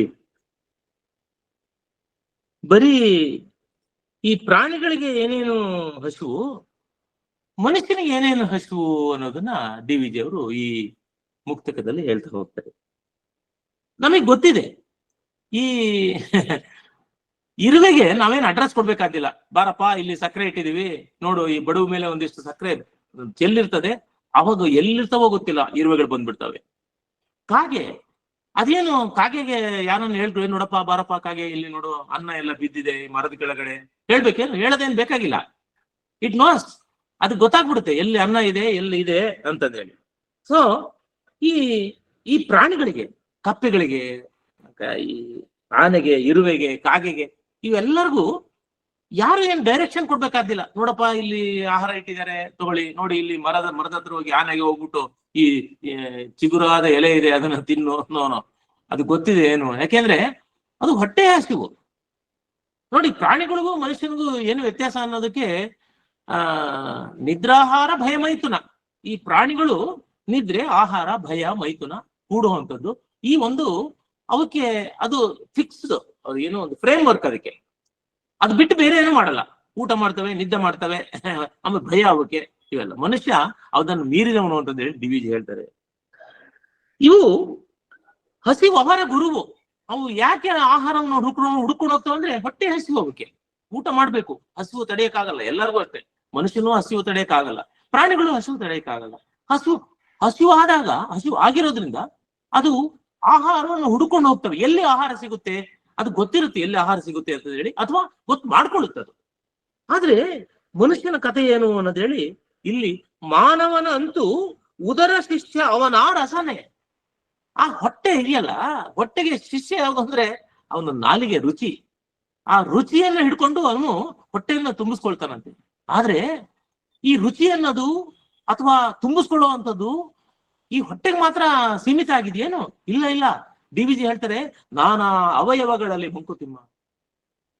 ಈ ಪ್ರಾಣಿಗೆ ಹೊಟ್ಟೆ ಹಸಿವು ಮಾತ್ರ, ಹೊಟ್ಟೆ ತುಂಬಿಸ್ಬಿಟ್ರೆ ಸಾಕಷ್ಟೇ, ಇನ್ನೇನು ಬೇಡ ಅದಕ್ಕೆ.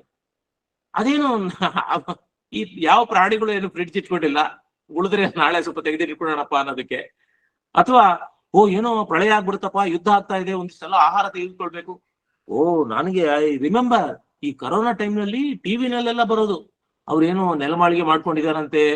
ಅಲ್ಲ, ಪ್ರಳಯ, ಸಾರಿ, ಕ್ಷಮೆ ಇರಲಿ, 2012ನೇ ಇಸ್ವಿನಲ್ಲಿ ಪ್ರಳಯ ಆಗುತ್ತೆ ಅನ್ನೋದು ಯಾವುದೋ ಒಂದು ಗುಲ್ಲು ಎಬ್ಬಿಸ್ಬಿಟ್ಟಿದ್ರು ಯಾರೋ. ಇದು ಪ್ರಳಯ ಆಗ್ಬಿಡುತ್ತೆ ಅಂತಂದ ಹೇಳಿ ಕಾಲಜ್ಞಾನ ಹೇಳ್ಬಿಟ್ಟಿದ್ರು. 2012 ಇಸ್ವಿಯೊಳಗೆ ಎಲ್ಲ ಮುಳುಗೋಗ್ಬಿಡುತ್ತೆ. ಅದಕ್ಕೊಂದು ಸಿನಿಮಾನು ಮಾಡ್ಬಿಟ್ರು 2012 ಅಂತಂದ ಹೇಳಿ. ಹಿಮಾಲಯ ಮಾತ್ರ ಸೇಫ್ ಅಂತೆ, ಎಲ್ಲ ಕಡೆಯಿಂದ ಹಡಗಿನಲ್ಲಿ ಬರ್ತಾರೆ, ದೊಡ್ಡ ದೊಡ್ಡ ಹಡಗಿನಲ್ಲಿ, ಹಿಮಾಲಯ ಮಾತ್ರ ಏನು ಮುಳುಗಿರಲ್ಲ, ಹೀಗೆ ಅಂತ ಏನೇನೋ ಕಥೆಗಳು. ಅದ್ರ ಮೇಲೆ ಸಿನಿಮಾಗಳು ಬಂದ್ವು, ಕಥೆಗಳು ಬಂದ್ವು, ಟಿವಿನಲ್ಲೆಲ್ಲ ಶೋಗಳು ತೋರಿಸೋರು, ನೆಲಮಾಳಿಗೆ ಒಳಗೆ ಹೋಗೋದಂತೆ, ಊಟ ಎಲ್ಲ ರೆಡಿ ಮಾಡಿಕೊಳ್ಳೋದಂತೆ. ಎಷ್ಟು ದಿವಸ ಅಂತ ಹೇಳಿ ಊಟ ರೆಡಿ ಮಾಡ್ಕೊಳ್ತೇವೆ ಸ್ವಾಮಿ? ಪ್ರಳಯ ಅನ್ನೋದು ಭೂಮಿನೇ ಉಳ್ಗೋಗ್ಬಿಟ್ರೆ ಇನ್ನು ಅಂದ್ರೆ ಎಂತ ಒಂದು ಸಿದ್ಧತೆ ನಮ್ಗೆ, ಅಂದ್ರೆ ನಮ್ಮ ದೇಹದ ಮೇಲೆ, ನಮ್ಮ ಜೀವನದ ಮೇಲೆ ಎಷ್ಟು ಆಸೆ ನಮಗೆ ಇದೆ. ಹಾಗೆ ಇದು ಈ ಪ್ರಾಣಿಗಳಿಗೆ ಹೊಟ್ಟೆ ಹಸಿವು ಮಾತಾದ್ರೆ ಮನುಷ್ಯನಿಗೆ ನಾನಾ ಅವಯವಗಳಲ್ಲಿ ಹಸಿವು ಅನ್ನೋದು ಮನುಷ್ಯನಿಗೆ ಈ ತೃಷ್ಣೆ ಅನ್ನೋದು ಇದು ಬಾಯಾರಿಕೆಯ ಹಸಿವು ಅನ್ನೋದು ಎಲ್ಲೆಲ್ಲಿ ಇರ್ತದೆ ಅಂದ್ರೆ ಕಣ್ಣಿನಲ್ಲಿ ಅವನಿಗೆ ಹಸಿವೆ ಇದೆ, ಮೂಗಿನಲ್ಲಿ ಹಸಿವೆ ಇದೆ, ಅವನ ಹುಬ್ಬಿನಲ್ಲಿ ಹಸಿವೆ ಇದೆ, ಅವನ ಮೀಸೆಯಲ್ಲಿ ಹಸಿವೆ ಇದೆ, ಅವನ ತಲೆ ಕೂದಲಿನಲ್ಲಿ ಹಸಿವೆ ಇದೆ, ಅವನ ದೇಹದಲ್ಲಿ ಹಸಿವೆ ಇದೆ, ದೇಹದ ನಾನಾ ಭಾಗಗಳಲ್ಲಿ ಹಸಿವೆ ಇದೆ. ಯೋಚನೆ ಮಾಡ್ಬೇಕು ನಾವು ಇದನ್ನ. ಇಫ್ ಯು ಕ್ಯಾನ್ ಇಂಟ್ರಾಸ್ಪೆಕ್ಟ್, ನಮಗೆ ಗೊತ್ತಾಗ್ತದೆ ಮನುಷ್ಯನಿಗೆ ಬರೀ ಹೊಟ್ಟೆ ಹಸಿವೆ ಅಲ್ಲ, ಎಲ್ಲಾ ದೇಹದ ಸಂಪೂರ್ಣವಾಗಿ ಇಂಚಿನಲ್ಲೂ ಆಸೆ ಇದೆ ಅವನಿಗೆ. ಬೆಳೆಸ್ಬೇಕು, ಬೇಕು ಬೇಕು ಬೇಕು ಅನ್ನೋ ಒಂದು ವಾಂಛಲ್ಯ ಇದೆಯಲ್ಲ, ಅತಿಯಾಸೆ, ಕಕ್ಕುಲತೆ ಅಂತ ಹೇಳ್ತಾರೆ. ಅತಿಯಾದಂತ ಆಸೆ, ಕಕ್ಕುಲತೆ, ಆ ಆಸೆ ತುಂಬಾ ಮನುಷ್ಯನಿಗೆ. ಹೊಟ್ಟೆಯಲ್ಲಿ ಹಸಿವೆ, ಮನದಲ್ಲಿ ಮಮತೆ, ಈ ಎರಡು ಗುಟ್ಟು ಕೀಲುಗಳೇ ಸೃಷ್ಟಿಯಂತ್ರದಲ್ಲಿ ಹಸಿವೆ ಮತ್ತು ಮಮತೆ ಅಂತ ಎರಡು ಮನುಷ್ಯನಿಗಿರ್ತಕ್ಕಂಥದ್ದು. ಕೀಳಿಪುವು ತಾರೆಗಳ, ಕಟ್ಟಿಪುವು ಕೋಟೆಗಳ, ಕೀಳಿಪುವು ತಾರೆಗಳ, ಸೊಟ್ಟಾಗಿಪುವು ನಿನ್ನ ಮಂಕುತಿಮ್ಮ. ಇನ್ನು ಸೊಟ್ಟ ನೀವು ನೆಟ್ಟಿಗಿರೋದಕ್ಕೆ ಬಿಡೋದಿಲ್ಲ ಈ ಆಸೆಗಳು ಅನ್ನೋದು ಏನಿದು ಏನು ಮನದಲ್ಲಿ ಮಮತೆ, ಹೊಟ್ಟೆಯಲ್ಲಿ ಹಸಿವು, ಮನದಲ್ಲಿ ಮಮತೆ, ಈ ಎರಡು ಸೊಟ್ಟಾಗಿಪುವು ನಿನ್ನ. ಕೀಳಿಪುವು ತಾರೆಗಳ, ಕಟ್ಟಿಪುವು ಕೋಟೆಗಳ.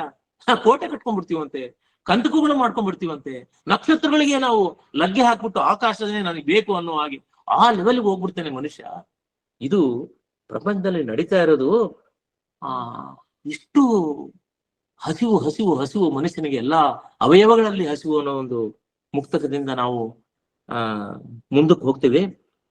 ಈ ಹುಲಿ, ಈ ರೀತಿಯಾದಂತಹ ಸಿಂಹ, ಹುಲಿ, ಇದರ ಒಂದು ಉದಾಹರಣೆಗಳು ತೆಗೆದುಕೊಂಡು DVG ಏನು ನಮಗೆ ತತ್ವ ಹೇಳ್ತಾರೆ ಅನ್ನೋದನ್ನ ಸಂಧ್ಯಾ ಆ ಹುಲಿಗಳನ್ನೆಲ್ಲ ಕರ್ಕೊಂಡ್ ಬರ್ತಾಳೆ ಈಗ ಸಂಧ್ಯಾ. ಕೆನಲ್ದ ಹುಲಿ ಕೆರಳ್ದ ಹರಿ, ಮುಳ್ಕರಡಿ ಛಲನಾಗ,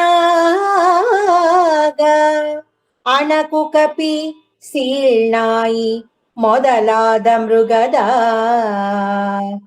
ಕನಲ್ದ ಹುಲಿ ಕೆರಳ್ದ ಹರಿ, ಮುಳ್ಕರಡಿ ಛಲನಾಗ, ಅಣಕು ಕಪಿ ಸೀಳ್ನಾಯಿ ಮೊದಲಾದ ಮೃಗದ. ಸೆಣಸು ಮುಸುಡಿಯ ಘೋರ ದುಷ್ಟ ಚೇಷ್ಟೆಗಳೆಲ್ಲ, ಸೆಣಸು ಮುಸುಡಿಯ ಘೋರ ದುಷ್ಟ ಚೇಷ್ಟೆಗಳೆಲ್ಲವೂ ಅಣಗಿಹವು ನರಮನದಿ ಮಂಕುತಿಮ್ಮ. ಇಷ್ಟೊಂದು ಪ್ರಾಣಿಗಳು ಒಟ್ಟೊಟ್ಟಿಗೆ DVG ಅವರು ಇಷ್ಟೊಂದು ಪ್ರಾಣಿಗಳನ್ನು ಹೇಳ್ಬಿಟ್ರು ನಮ್ಗೆ. ಏನಪ್ಪಾ ಕನಲ್ದ ಹುಲಿ ಅಂದ್ರೆ ಕೋಪದ, ಕನಲುವುದು ಅಂದ್ರೆ ಕೋಪ ಹೊಂದಿರ್ತಕ್ಕಂಥದ್ದು, ಕೋಪ ಇರ್ತಕ್ಕಂಥ ಹುಲಿ. ಕೆರಳಿದ, ಅದು ಕೂಡ ಕೆರಳಿರ್ತಕ್ಕಂಥ ಕೋಪದಿಂದ ಕೆರಳಿರ್ತಕ್ಕಂಥ ಹರಿ ಅಂದ್ರೆ ಸಿಂಹ. ನರಹರಿ ಅಂತೀವಲ್ವಾ, ನರಹರಿ ಅಂದ್ರೆ ಸಿಂಹ. ಸಿಂಹದ ಇನ್ನೊಂದು ಹೆಸರು ಹರಿ, ವಿಷ್ಣುವಿನ ಇನ್ನೊಂದು ಹೆಸರು ಹರಿನೇ. ಸಂಸ್ಕೃತದಲ್ಲಿ ಅಮರಕೋಶದಲ್ಲಿ ಬರ್ತಕ್ಕಂಥದ್ದು. ಈ ಕೋಪಗೊಂಡಂತ ಹುಲಿ, ಹಾಗೆ ಕೆರಳಿದ ಸಿಂಹ, ಕರಡಿ, ಮುಳ್ಕರಡಿ ಅಂದ್ರೆ ಆ ಕರಡಿ, ಈ ಉಗುರುಗಳು ಒಳ್ಳೆ ಹೇಗೆ ಚುಚ್ಚು ಹಾಗಿರ್ತದಂತೆ.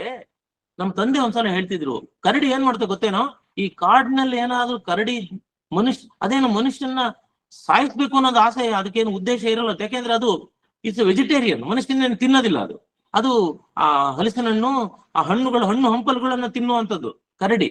ಆದ್ರೆ ಮನುಷ್ಯನ ಹಿಡ್ಕೊಂಡಾಗ ಆ ಉಗುರುಗಳು ಅದೇನಾಗ್ತದೆ ಅಂದ್ರೆ ಅವನ ಸೊಂಟವನ್ನ ಹಿಡ್ಕೊಂಡಾಗ, ದೇಹವನ್ನು ಹಿಡ್ಕೊಂಡಾಗ ಕಚಗುಳ್ಳಿ ಆದಂಗ ಆಗುತ್ತಂತೆ.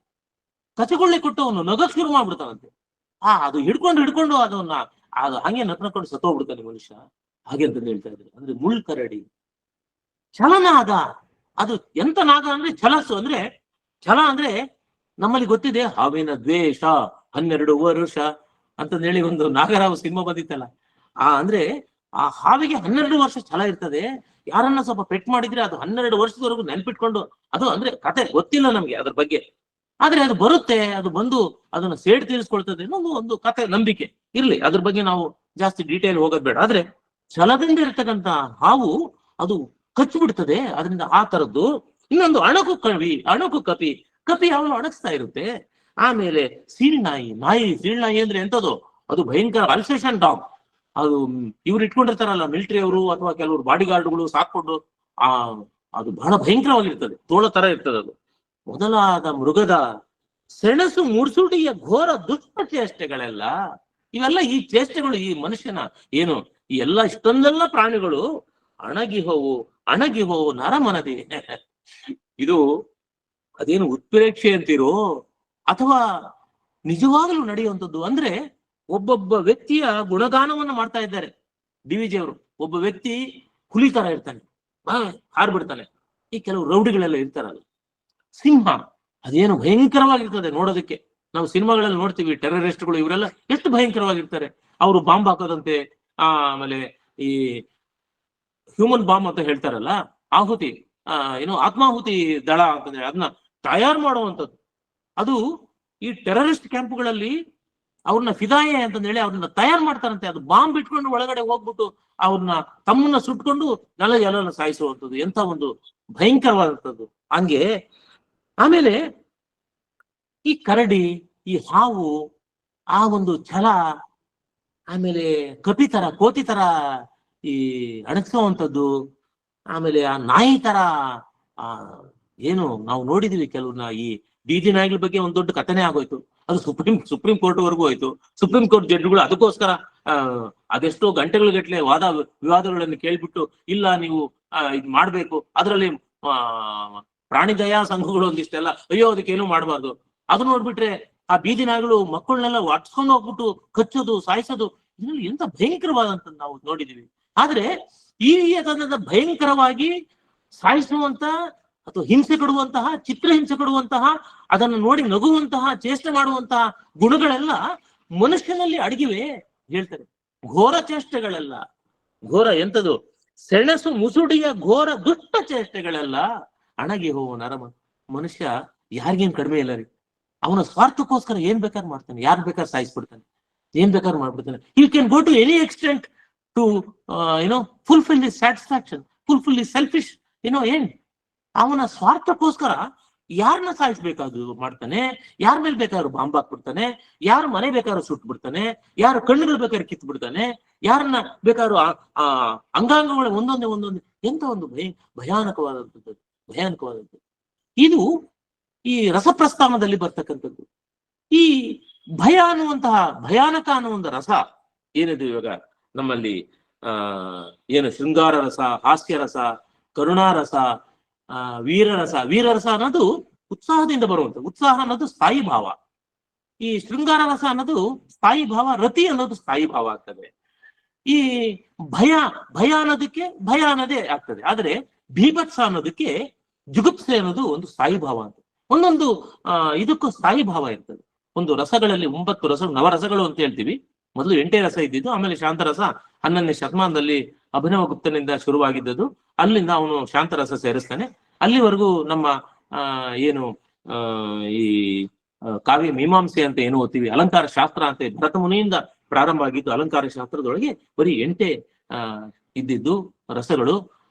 ಅದಾದ್ಮೇಲೆ 9ನೇ ರಸವಾಗಿ ಶಾಂತರಸವನ್ನು ಸೇರಿಸಿದ್ರೆ ಅವ ನವರಸ ಆಯ್ತು. ಈ ಎಲ್ಲ ರಸಗಳಿಗೂ ಒಂದು ಸ್ಥಾಯಿ ಭಾವ ಅಂದ್ರೆ ಒರಿಜಿನಲ್, ಅದು ತೌರ್ಮನೆ ಇದ್ದಂಗೆ. ಈ ಶೃಂಗಾರಕ್ಕೆ ತೌರ್ಮನೆ ಯಾವ್ದಪ್ಪ ಅಂದ್ರೆ ರತಿ. ಈ ಇದಕ್ಕೆ ಏನು ಈ ಭೀಭತ್ಸಕ್ಕೆ ಜಿಗುಪ್ಸೆ, ಅವರಿಗೆ ತುಂಬಾ ಜಿಗುಪ್ಸೆ ಆಗಿರ್ತದೆ. ಆ ಜಿಗುಪ್ಸೆಯನ್ನ ತೋರಿಸೋದಕ್ಕೋಸ್ಕರ ಇವನು ಭಯಾನಕವಾದಂತ ಒಂದು ದೃಶ್ಯಗಳೆಲ್ಲ ನಾವು ನೋಡ್ತೀವಿ. ಈ ಟೆರರಿಸ್ಟ್ಗಳಿರ್ಬೋದು, ರೌಡಿಗಳಿರ್ಬೋದು, ದುಷ್ಟರಿರ್ಬೋದು, ಇವರೆಲ್ಲರೂ ಯಾಕೆ ಬರ್ತದೆ ಅಂದ್ರೆ ಆ ಒಳಗಡೆ ಜಿಗುಪ್ಸೆ, ಅವರ ಈ ಭಯಾನಕ ಇದನ್ನ ಪಂಪ ಮಹಾಕವಿ ಮಹಾಭಾರತದ ಯುದ್ಧ ಸಮಯದೊಳಗೆ ತುಂಬಾ ಸುಂದರವಾಗಿ ವರ್ಣಿಸ್ತಾರೆ. ಇವರು ಕುಮಾರವ್ಯಾಸನು ಅಷ್ಟೇ ತನ್ನ ಮಹಾಭಾರತದಲ್ಲಿ ಭೀಮ ಆ ದುಶ್ಯಾಸನನ್ನ ಸಾಯಿಸುವಂತ ದೃಶ್ಯ ಇದೆಯಲ್ಲ, ಅದು ಅತಿ ಭೀಭತ್ಸವಾದಂತಹ ವಿಚಾರ, ಬಹಳ ಭೀಭತ್ಸ. ಅದು ರಕ್ತವನ್ನು ಮೊಗೆಮಗೆದು ಕುಡಿದನು, ಮೊಗೆಮಗೆದು ಆ ದ್ರೌಪದಿಗಳಂತೆ ಬಾ ನೀನ್ ಬಾ ಅಂತ ಹೇಳಿ ಅವಳಿಗೆ ಕೊಟ್ಟಂತೆ, ಅವಳು ಕೂದಲಿಗೆಲ್ಲ ಆ ರಕ್ತವನ್ನ ಆ ತೈಲದ ಹಾಗೆ ಹಚ್ಚಿದಂತೆ, ತೊಡೆ ಮೇಲೆ ಕೂಡಿಸ್ಕೊಳ್ತಾನಂತೆ, ಜಡೆ ಹೆಣಿತಾನಂತೆ, ಅವನ ಕರಳನ್ನ ಬಗೆದು ಅವಳಿಗೆ ಮುಡಿಯನ್ನು ಮುಡಿಸ್ತಾನಂತೆ. ಇಂಥ ಒಂದು ಭಯಂಕರ ದೃಶ್ಯವನ್ನ ಪಂಪ ಅತ್ಯಂತ ಸುಂದರವಾಗಿ ವರ್ಣಿಸ್ತಾರೆ. ನಮ್ಮ ಕಣ್ಣು ಮುಂದೆ ಆ ಭಯಂಕರ ಆ ದೃಶ್ಯ ಬಂದ್ಬಿಡ್ತದೆ. ಇದು ಭಯಾನಕವಾದಂಥದ್ದು. ಮನುಷ್ಯನಲ್ಲೂ ಕೂಡ ಈ ರೀತಿಯಾದಂತಹ ಭಯಾನಕ, ಭಯ, ಬೀಭತ್ಸೆ ಇದೆಲ್ಲ ಇದೆಯಂತೆ ಮನುಷ್ಯನೊಳಗೆ. ಯಾಕೆಂದ್ರೆ ಸ್ವಾರ್ಥಿ ಅವನು. ಅವನಿಗೋಸ್ಕರ ಏನ್ ಬೇಕು. ಕೆಲವರು ನಾವು ಕೇಳಿದ್ವಲ್ಲ, ಡೆಲ್ಲಿನಲ್ಲಿ ಆಗಿದ್ದು ನಿಮ್ಗೆಲ್ಲ ಗೊತ್ತಿದೆ, ಪೇಪರ್ನೆಲ್ಲ ಬಂದಿದ್ದು ಇವಾಗ 1 ವರ್ಷ 2 ವರ್ಷದ ಹಿಂದೆ. ಅವನು ಸ್ವಂತ ಪ್ರೇಯಸಿಯನ್ನ ಸಾಯಿಸಿ ಫ್ರಿಡ್ಜ್ ಅಲ್ಲಿ ಇಟ್ಟು ಒಂದೊಂದೇ ಪಾರ್ಟ್ಗಳು ಕಟ್ ಮಾಡಿ. ಎಂತ ಭಯಾನಕ ಸ್ವಾಮಿ. ನನ್ನನ್ನು ಪ್ರೀತಿಸಿದಂತವನು ಜೊತೆಗೆ ನಾನು ಭಯನೇ ಇಲ್ಲ, ನಾನು ಧೈರ್ಯವಾಗಿರ್ತೀನಿ ಅನ್ನುವಂತ ಹೆಣ್ಣು ಅವನು ಜೊತೆಗಿರ್ಬೇಕಾದ್ರೆ ಅವನನ್ನ ಸಾಯಿಸ್ಬಿಡ್ತಾನಂದ್ರೆ ಮನುಷ್ಯ ಇನ್ನ ಯಾವ ಲೆವೆಲ್ಗೆ ಹೋಗ್ಬೋದು. ಮನುಷ್ಯನ ಒಂದು ಕೃತ್ರಿಮವಾದ ಬುದ್ಧಿ, ದುಷ್ಟ ಬುದ್ಧಿ, ಆ ಚೇಷ್ಟೆಯ ಬುದ್ಧಿ ಏನೇನು ಇರ್ಬೋದು ಅಂತ ಹೇಳಿ ಬಹುದಾ DVG ಅವರು ಈ ಕಗ್ಗದೊಳಗೆ ಅದೆಲ್ಲವನ್ನು ಒಟ್ಟಿಗೆ ಒಂದು ಮುಕ್ತಕದಲ್ಲಿ ಕಟ್ಕೊಟ್ಬಿಟ್ಟಿದ್ದಾರೆ. ಆದ್ರಿಂದ ಮನುಷ್ಯನನ್ನ ಯಾವೊಬ್ಬ ಮನುಷ್ಯ ಬರ್ತಿದ್ದಾನೆ ಅಂದ್ರೆ ಅವನು ನಂಬಕ್ಕೆ ಆಗೋದಿಲ್ಲ. ಹಾಗೆ ಅಂತಂದ ಹೇಳಿ ಯಾಕೆ ಅಂದ್ರೆ ಎಲ್ಲ ಪ್ರಾಣಿಗಳ ಗುಣಗಳು ಇವನಲ್ಲೇ ಇದಾವೆ. ಯಾಕೆಂದ್ರೆ ಇವನು ಸ್ವಾರ್ಥಿ. ಬೇರೆ ಪ್ರಾಣಿಗಳಿಗೆ ಹೊಟ್ಟೆ ಹಸಿವು, ಇವನಿಗೆ ಇದಲ್ವಲ್ಲ. ಇವನು ತಲೆಯನ್ನು ಕೊಟ್ಬಿಟ್ಟಿದ್ದಾನೆ ದೇವರು, ಯೋಚನೆಯನ್ನು ಒಂದು ಕೊಟ್ಬಿಟ್ಟಿದ್ದಾನೆ. ಯೋಚನೆಯನ್ನು ಅವನು ಎಲ್ಲವನ್ನು ಮೀರಿ ಯೋಚನೆ ಮಾಡುವಂತಹ ದುಷ್ಟಶಕ್ತಿಯನ್ನು ಕೊಟ್ಟಿದ್ದಾನೆ. ಯೋಚನೆ ಅದೇನು, ಅದಕ್ಕೇನು ಕಾಮನ್ ಸೆನ್ಸ್ ಇದೆಯೇನು? ಅದು ಯೋಚನೆ ಹರಿತಾ ಇರ್ತದೆ, ಆ ಕಡೆ ಈ ಕಡೆ ಹೋಗ್ತಾ ಇರ್ತದೆ. ಅದರಿಂದ ಈ ಮುಕ್ತ ಬಹಳ ಭಯಾನಕವಾದಂಥದ್ದು. ಮುಂದಿನ ಮುಕ್ತಕನು ಬಹಳ ಸುಂದರವಾಗಿದೆ. ಅದು ಕೂಡ ಈ ಹೊಟ್ಟೆಗೆ ಸಂಬಂಧಪಟ್ಟಿದೆ. ಹೊಟ್ಟೆಯೊಂದರ ರಗಳೆ ಸಾಲದೆಂದೇನೋ ವಿಧಿ. ದೇವ್ರು ಏನ್ ಮಾಡ್ಬಿಟ್ಟಪ್ಪ ನಮ್ಗೆ, ಈ ಹೊಟ್ಟೆ ಜೊತೆಗೆ ಇನ್ನೇನ್ ಕೊಟ್ಬಿಟ್ಟ ಅಂತ ಹೇಳಿ ಸಂಧ್ಯಾ ಇವಾಗ ಅದನ್ನ ಹೇಳ್ತಾಳೆ. ಹೊಟ್ಟೆಯೊಂದರ ರಗಳೆ, ಹೊಟ್ಟೆಯೊಂದರ ರಗಳೆ ಸಾಲದೆಂದೇನೋ ವಿಧಿ, ಹೊಟ್ಟೆ ಕಿಚ್ಚಿನ ಕಿಡಿಯ ನೆಟ್ಟಿಹನು ನರನೊಳ್, ಹೊಟ್ಟೆಯೊಂದರ ರಗಳೆ ಸಾಲದೆಂದೇನೋ ವಿಧಿ, ಹೊಟ್ಟೆ ಕಿಚ್ಚಿನ ಕಿಡಿಯ ನೆಟ್ಟಿಹನು ನರನೊಳ್, ಹೊಟ್ಟೆ ತುಂಬಿದ ತೋಳ ಮಲಗೀತೋ, ನೀಂಪೆರರ ದಿಟ್ಟಿಸುತ್ತ ಕರುಬುವೆಯೋ, ನೀಂಪರರ ದಿಟ್ಟಿಸುತ್ತ ಕರುಬುವೆಯೋ ಮಂಕುತಿಮ್ಮ.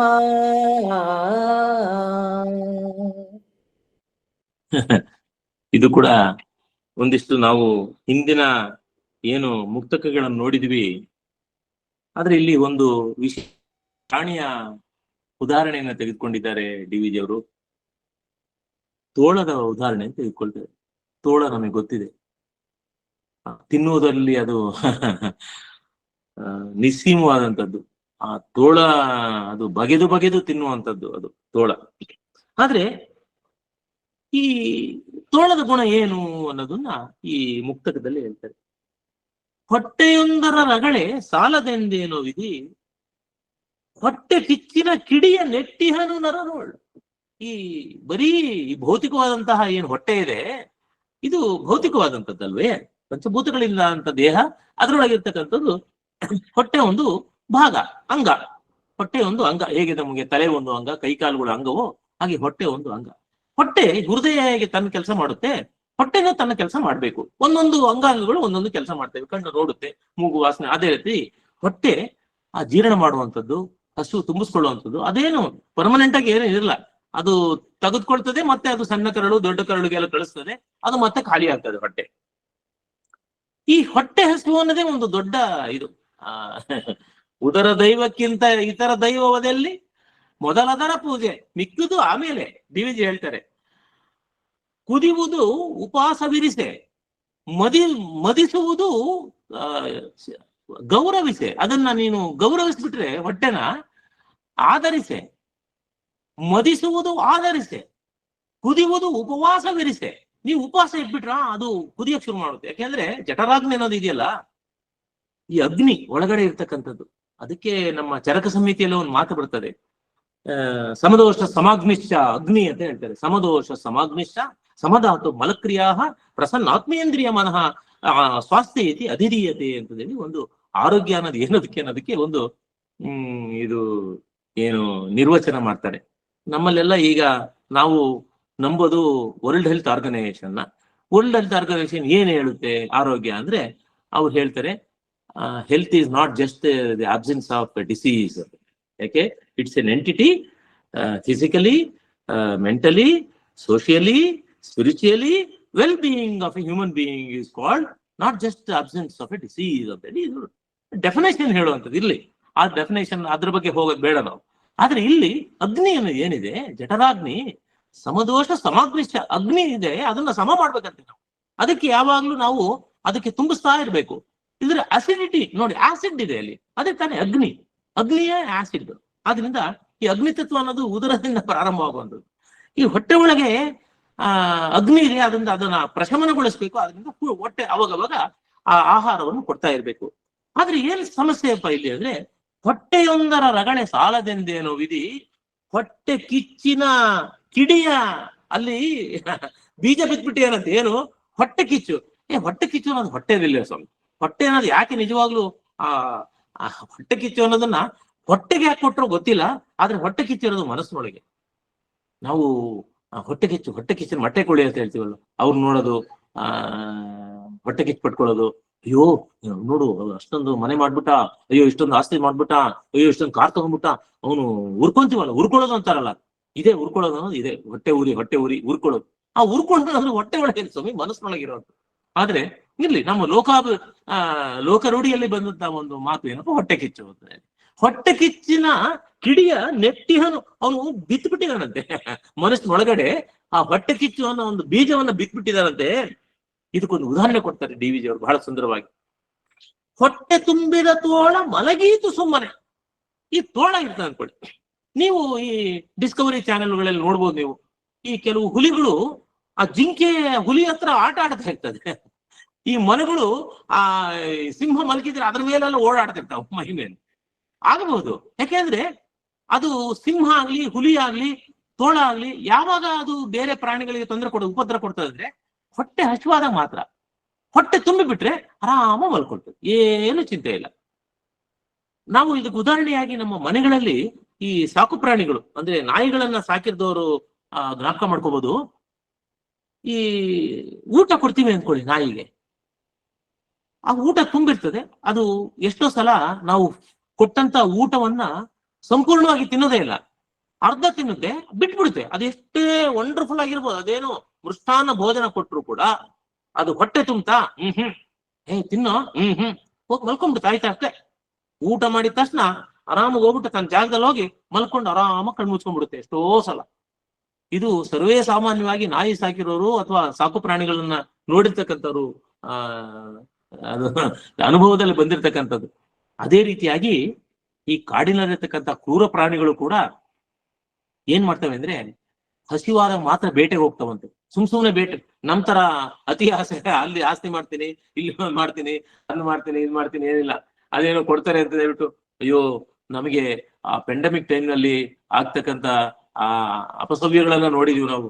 ಎಷ್ಟು ಹೋಗಿ ಕಾರುಗಳಲ್ಲಿ ಬಂದ್ಬಿಟ್ಟು ರೇಷನ್ಗಳು ಇಸ್ಕೊಳ್ಳುವಂಥದ್ದೇನು.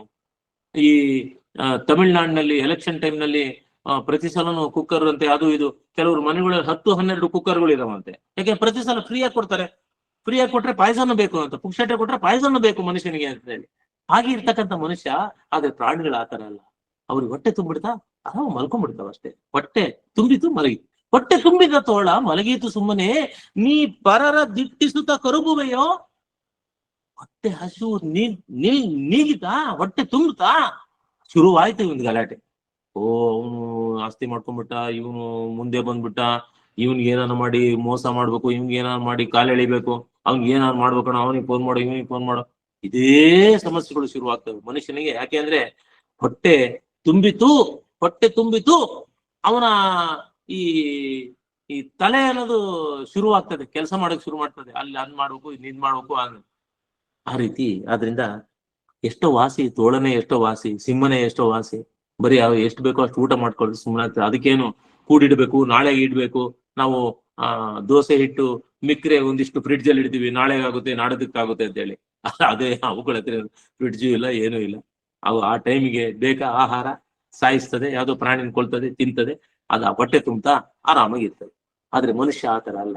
ಬರೀ ಹೊಟ್ಟೆ ಹಸಿವೆ ಅಲ್ಲ, ನಾವು ಹೇಳಿದ್ವಲ್ಲ ಹಿಂದೆ, ನಾನಾ ಅವಯವಗಳಲ್ಲಿ ಮಂಕುತಿಮ್ಮ, ನಾನಾ ಅವಯವಗಳಲ್ಲಿ.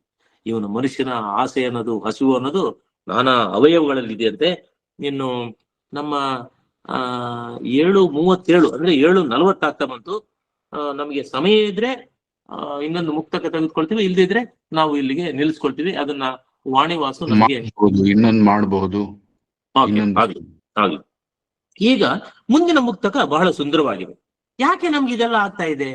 ಈ ಏನು ಮಾಯೆ ಇದು ಯಾಕೆ ನಮ್ಗೆ ಆಗ್ತಾ ಇದೆ? ಈ ಆಸೆಗಳು ಯಾಕೆ ಬಂತು? ಇದು ಏನು, ಇದರ ಒಂದು ಮೂಲ ಏನು ಅನ್ನೋದನ್ನ ಮುಂದೆ ಋಣದ ಮೂಟೆಯ ಹೊರಿಸಿ ಅನ್ನೋದು ಹೇಳಿ ಸಂಧ್ಯಾ ಋಣದ ಬಗ್ಗೆ ಒಂದಿಷ್ಟು ಬೆಳಕನ್ನ ಚೆಲ್ತಾಳೆ.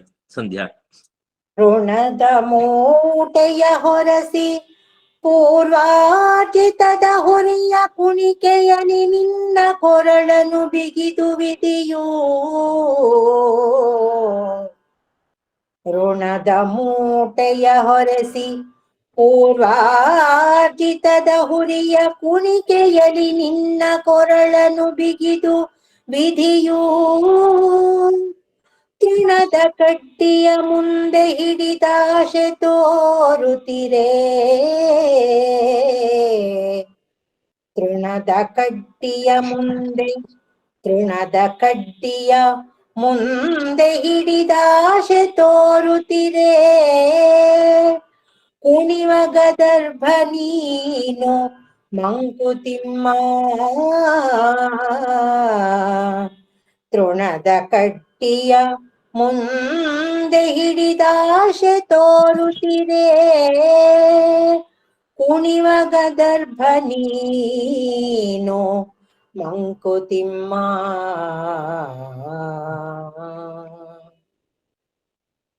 ಕುಣಿವ ಗರ್ಧಬ ನೀನು. ಗರ್ಧಬ ಅಂದ್ರೆ ಕತ್ತೆ. ಗರ್ಧಬ.